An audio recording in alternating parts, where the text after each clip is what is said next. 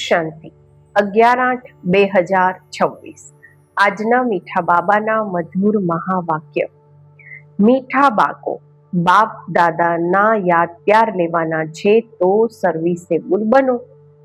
બુદ્ધિમાં જ્ઞાન ભરપૂર છે તો વર્ષા કરો, એનો વરસાદ કરો।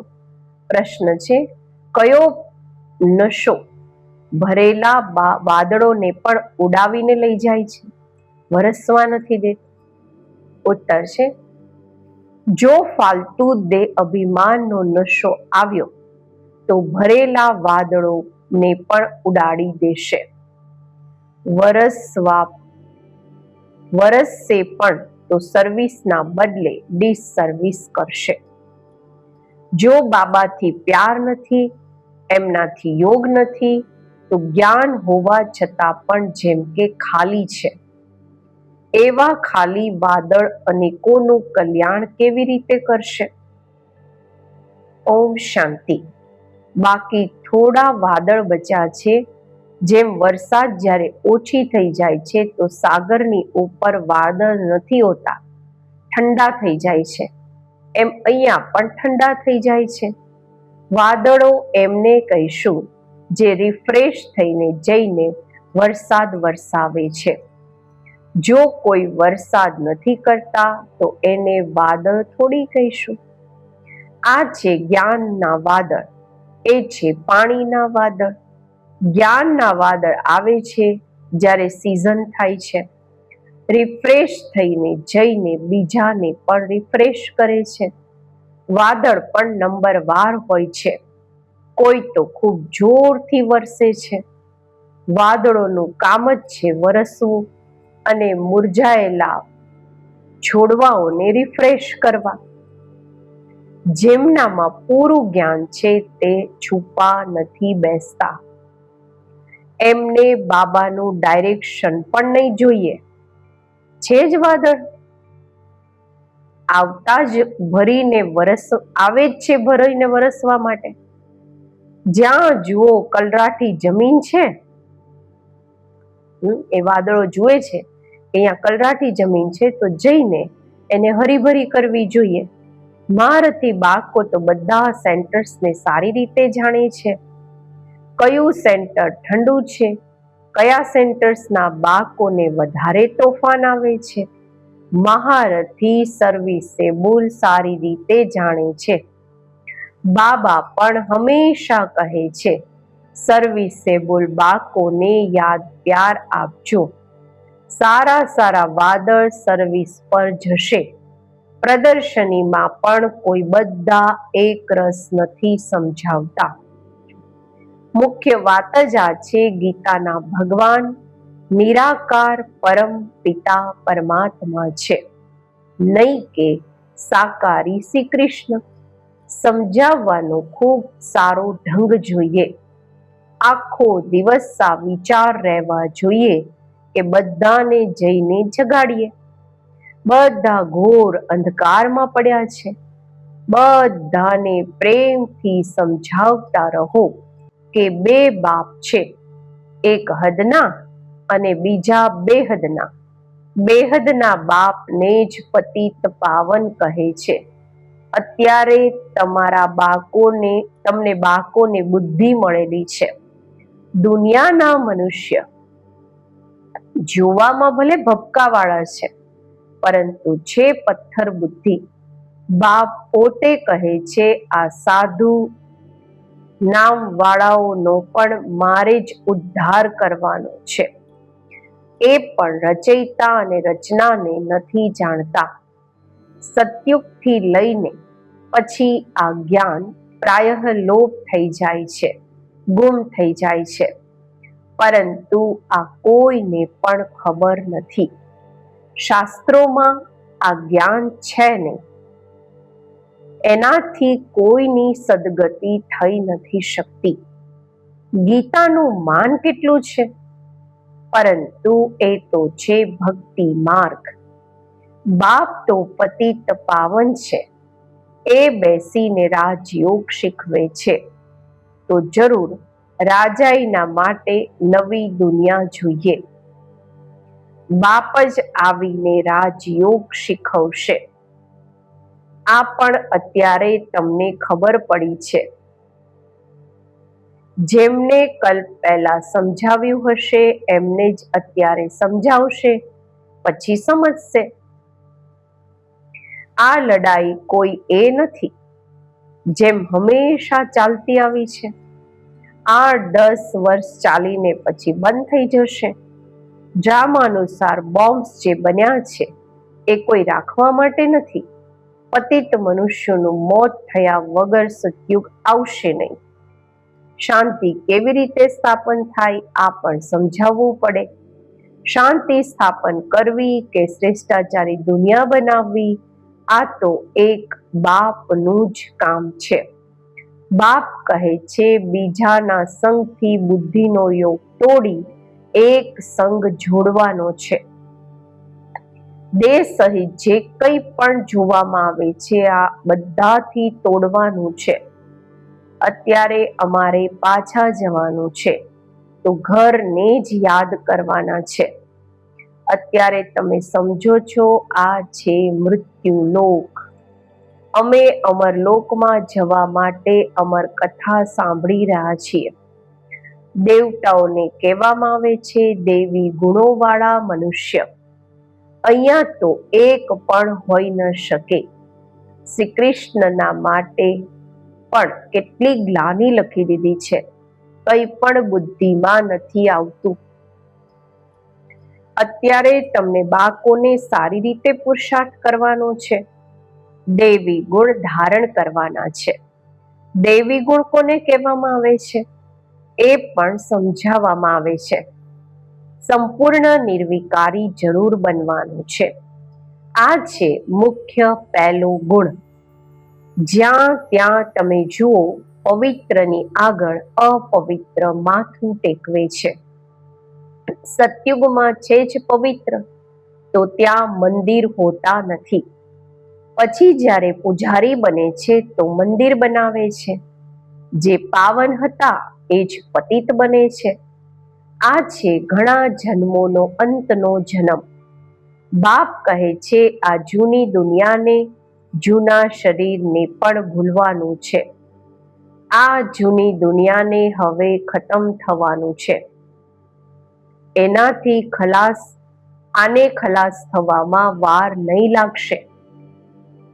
આ જૂની દુનિયા, ધન દોલત, માલ મિલકત બધું ગયું કે ગયું. થોડા દિવસ બાકી છે. દુનિયામાં થોડી કોઈને ખબર છે કે આ જૂની દુનિયા ખતમ થઈ જશે. તમે સંભળાવો છો પરંતુ જ્યારે વિશ્વાસ પણ બેસે ને, ભગવાન વાચ જ્યારે સમજે ત્યારે બુદ્ધિમાં બેસે. બાપ તમને બાળકોને કહે છે પોતાને આત્મા સમજી મુજ બાપને યાદ કરો. બાળકો જાણે છે બેહદના બાપ અમને રાજયોગ શીખવે છે. એ છે બધી આત્માઓના બાપ. બધા બ્રધર્સ છે, ભાઈ ભાઈ છે. સ્વર્ગમાં બધા ભાઈઓ સુખી હતા. કળિયુગમાં બધા ભાઈઓ એટલે કે આત્માઓ દુખી છે. બધી આત્માઓ નરકવાસી છે. માત્ર આત્મા તો નહીં હશે ને, શરીર પણ તો જોઈએ ને. હવે તમને બાળકોને આત્મ અભિમાની બનવાનું છે. આમાં જ મહેનત છે, માસીનું ઘર નથી. આ અવસ્થા પાકી ત્યારે થાય જ્યારે પહેલા આ નિશ્ચય હોય કે પરમ પિતા પરમાત્મા અમને ભણાવે છે. શિવ બાબા આવે છે આ શરીર દ્વારા ભણાવવા. અમે પણ શરીર દ્વારા સાંભળીએ છીએ, ધારણ કરીએ છીએ. સંસ્કારો પ્રમાણે જ એક શરીર છોડી બીજું ધારણ કરીએ છીએ. જેમ બાબા લડાઈ વાળાઓનું ઉદાહરણ આપે છે. લડાઈના સંસ્કાર, યુદ્ધના સંસ્કાર લઈ જાય છે તો પછી એમાં જ આવી જાય છે. મિલિટરીમાં, સેનામાં જ આવી જશે. અત્યારે બાપના સંસ્કારોની પણ તમને ખબર છે કે નિરાકાર બેહદના બાપમાં ક્યાં સંસ્કાર છે.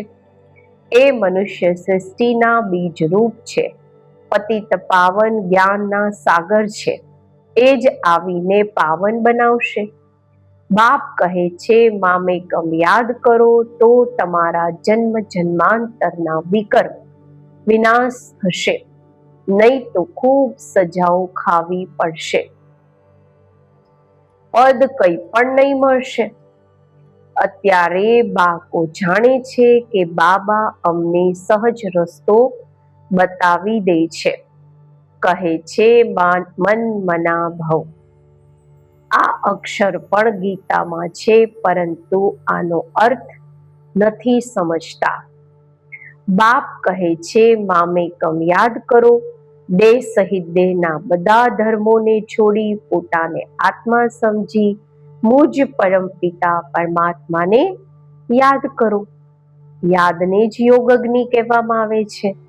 યોગ અક્ષર તો કોમન છે, ગીતામાં પણ છે, પરંતુ માત્ર શ્રી કૃષ્ણનું નામ નાખી દેવાથી ઘોર અંધકાર કરી દીધો છે.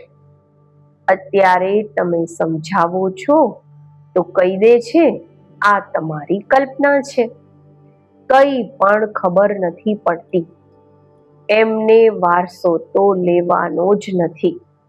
પહેલા તો જ્યારે આ સમજે કે આ બેહદના બાપ પણ છે, ટીચર પણ છે, સતગુરુ પણ છે, એ અમને ભણાવે છે, આ પાકો નિશ્ચય જોઈએ. નવા વ્યક્તિને નિશ્ચય બેસી જાય અસંભવ છે. કોઈ નવા પણ સેન્સિબલ હોય છે, સમજદાર હોય છે તો સમજી જાય છે. કોઈ તો અહીંયા આવવા પણ નથી ઈચ્છતા, કંઈ પણ સમજતા નથી, જરાય પણ બુદ્ધિમાં નથી આવતું. આટલા બધા બીકે છે, બ્રહ્માકુમાર કુમારીઓ છે, જરૂર એમને બાપથી વારસો મળ્યો હશે, તો એ ફેમિલી થઈ ગઈ, પરિવાર થઈ ગયો. નામ જ લખેલું છે બ્રહ્મા કુમાર કુમારીઓ, તો પરિવાર થઈ ગયો ને. પ્રજાપિતા બ્રહ્માનો પરિવાર કેટલો મોટો છે, પરંતુ આ વાત કોઈની બુદ્ધિમાં નથી આવી શકતી. કોઈ પૂછે તમારું લક્ષ્ય ઉદ્દેશ્ય શું છે? બોલો, 12 બોર્ડ પર લખેલું છે પ્રજાપિતા બ્રહ્મા કુમાર કુમારીઓ, તો પરિવાર થઈ ગયો. દાદાથી વારસો મળે છે. પ્રજાપિતા બ્રહ્મા મુખ દ્વારા શિવ બાબા રચના રચે છે, તો એ ક્રિએટર થયા. સ્વર્ગ રચે છે તો જરૂર બાકોને સ્વર્ગનો વારસો આપશે, તો આ પરિવાર થઈ ગયો ને. બાપ, બાકો, બાળકીઓ અને દાદા એ છે. બ્રહ્મા પણ છે, શિવ પણ છે, એ છે રચયિતા, નિરાકાર છે, તો બાળકોને વારસો કેવી રીતે આપે? બ્રહ્મા દ્વારા વારસો આપે છે. આ તો સારી રીતે સમજાવવું જોઈએ.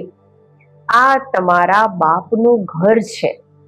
આને કહે છે રુદ્ર જ્ઞાન યજ્ઞ. અમે બ્રાહ્મણ છીએ, બાપના સિવાય બીજું કોઈ રાજયોગ શીખવી ન શકે. ગીતામાં પણ છે ને, મન મના ભવ, અર્થાત મામેકમ યાદ કરો. તો અમે એ એક બાપને જ યાદ કરીએ છીએ. ભક્તિ માર્ગમાં ગાય છે કે બાબા તમે આવશો તો અમે વારી જઈશું, અમે તમારા બનીશું, અમે આત્મા આ દેહને છોડી તમારી સાથે ચાલી જઈશું, તમારા બનીશું તો જરૂર તમારી સાથે પણ જઈશું. સગાઈ કરે છે તો સાજન સાથે લઈ જશે ને. આ શિવ સાજન પણ કહે છે હું તમને આ દુઃખથી છોડાવી સુખધામમાં લઈ જઈશ. પછી પોતાના પુરુષાર્થ પ્રમાણે જઈને રાજાઈ કરશે. જેટલું જ્ઞાન ધન ધારણ કરશે એટલું ઊંચું પદ પામશે. નાની નાની કુમારીઓ પણ સર્વિસ કરી રહી છે. એમને જ મોટા મોટા વિદ્વાન પંડિતો વગેરેને સમજાવવાના છે. શોખ હોવો જોઈએ. કુસ્તી હોય છે તો મોટી મોટી ચેલેન્જ આપે છે, લલકાર કરે છે, તો આમની સાથે અમે લડીએ. સર્વિસેબલ બાળકોને આરામથી સૂવું નહીં જોઈએ. આરામ હરામ છે. જે પણ પોતાને મહારથી સમજે છે એમને સુખથી સૂવાનું નથી. સર્વિસ પર ચક્કર લગાવવું જોઈએ. આજકાલ બાબા પ્રદર્શનીઓ ખૂબ બનાવડાવતા રહે છે. મોટા મોટાઓને નિમંત્રણ આપતા રહો. અત્યારે નહીં તો પછી તો આવી જશે. સાધુ સંત મહાત્મા કોઈ પણ હોય, જગાડતા રહો, પરંતુ વાત કરવા વાળા જોઈએ મહારથી. જેમનો બાપ સાથે યોગ નથી, પ્યાર નથી, એ તો જેમ કે ખાલી વાદળાઓ છે. એ શું કરશે? આ તો જાણો છો, ભણેલાની આગળ અનપઢ અભણ લોકો ભરી ઢોશે કામ કરશે. દરેક પોતાને સમજી શકે છે કે અમે ક્યાં સુધી ભણેલા છીએ. સર્વિસ કરીને બતાવું છું. જો વાદળાઓ ભરેલા છે અને વરસતા નથી તો તે વાદળો જ શું કામના? દરેકને પોતાની સમજ જોઈએ. ફાલતુ દેહ અભિમાનના નશામાં રહેશે તો ઉચ્ચ પદ હંમેશાના માટે ગુમાવી દેશે. બાબાને સર્વિસનો કેટલો શોખ છે. ગવર્મેન્ટને સમજાવવું જોઈએ તો અમને હોલ આપો, જ્યાં અમે આ રૂહાની સેવા કરી મનુષ્યને દેવતા બનાવી દઈએ. બાપ આવે જ છે રાજયોગ શીખવવા, પરંતુ યુક્ત સમજાવવું જોઈએ. જે ભાષણ જ નથી જાણતા એ થોડી સમજાવી શકશે. ઊંચું પદ પામી પણ નહીં શકશે. પદ એ પામી શકશે જે સેવા કરશે. મોટા મોટાઓને લખો તો આ નોલેજના વગર ભારતનું કે દુનિયાનું કલ્યાણ નથી થઈ શકતું. એજ્યુકેશન છે મુખ્ય, ભણવું મુખ્ય છે. આ લક્ષ્મી નારાયણે પણ તો એજ્યુકેશનથી જ પદ પામ્યા ને. આગલા જન્મમાં રાજયોગ શીખ્યા છે. અમે પણ અત્યારે અહીંયા ભણી રહ્યા છીએ. સ્કૂલમાં સ્ટુડન્ટ સમજે છે અમે આ પરીક્ષા આપીને પછી જઈને આ બનીશું. આ તમને નોલેજ મળી છે, તે આ દુનિયાના માટે નથી. તમે પણ ભણો છો ભવિષ્ય 21 જન્મોના માટે, પ્રાલબ્ધ બનાવવાના માટે. તે ભણે છે આ જન્મના સુખના માટે. તો એ પણ ભણવાનું છે અને સાથે સાથે આ પણ શિક્ષા શીખવાની છે. આમાં ડરવાની કોઈ વાત નથી. સ્પિરિચ્યુઅલ નોલેજ કેમ નહીં લેવી જોઈએ?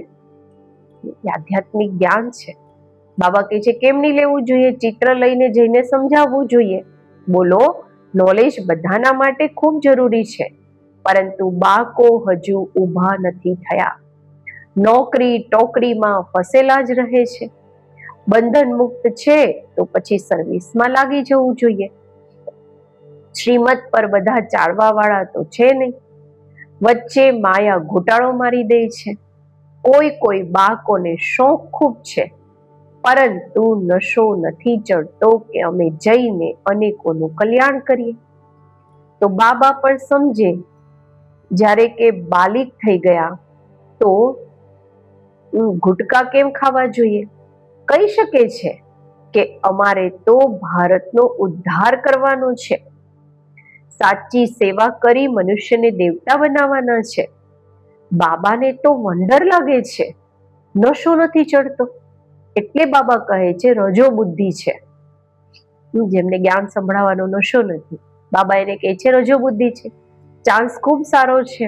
એવા પણ ઘણા છે જેમને નોલેજનું ઘમંડ ખૂબ છે, પરંતુ ડિસસર્વિસ ખૂબ કરે છે. અભિમાન પણ છે જ્ઞાનનું, તો એ ડિસસર્વિસ કરે છે. આ તો ગુડ જાણે, ગુડની કોથરી જાણે. ગોળ કેટલો મીઠો છે એ તો ગોળની થેલીને જ ખબર હોય ને. તો શિવ બાબા જાણે, બ્રહ્મા બાબા જાણે બાળકોને કેટલું અભિમાન છે. રાહુનું ગ્રહણ બેસી જાય છે, બૃહસ્પતિની દશા ઉતરી રાહુની બેસી જાય છે. હમણાં જુઓ સારા ચાલી રહ્યા હતા, હમણાં જુઓ તો પછી ગ્રહચારી બેસી જાય છે, નીચે ઉતરી જાય છે. બાળકોને તો ખૂબ બહાદુર થવાનું છે, પાનનું બીડું ઉઠાવવાનું છે. અમે આ ભારતને સ્વર્ગવાસી બનાવીને જ છોડીશું. તમારો ધર્મ છે નર્કવાસીને સ્વર્ગવાસી બનાવવા, ભ્રષ્ટાચારીને શ્રેષ્ઠાચારી બનાવવા. બાબા નશો તો ખૂબ સારો ચડાવે છે, પરંતુ બાળકોમાં નંબરવાર ચડે છે. અચ્છા, મીઠા મીઠા સિકિલધા બાળકો પ્રત્યે માતા પિતા બાપ દાદાના યાદ પ્યાર અને ગુડ મોર્નિંગ. રૂહાની બાપના રૂહાની બાળકોને નમસ્તે. આપણે રૂહાની બાળકોના રૂહાની બાપને નમસ્તે. ધારણા માટે મુખ્ય સાર પહેલું છે, બંધન મુક્ત બની ભારતની સાચી સેવા કરવાની છે. રૂહાની સેવા કરી મનુષ્યને દેવતા બનાવવાના છે. જ્ઞાનના અભિમાનમાં નથી આવવાનું, રૂહાની નશામાં રહેવાનું છે. બીજું, નિશ્ચય બુદ્ધિ બની પહેલા પોતાની અવસ્થા પાકી કરવાની છે. દેહ સહિત જે કંઈ જોવામાં આવે છે એનાથી તોડવાનું છે અને એક બાપ સાથે જોડવાનું છે.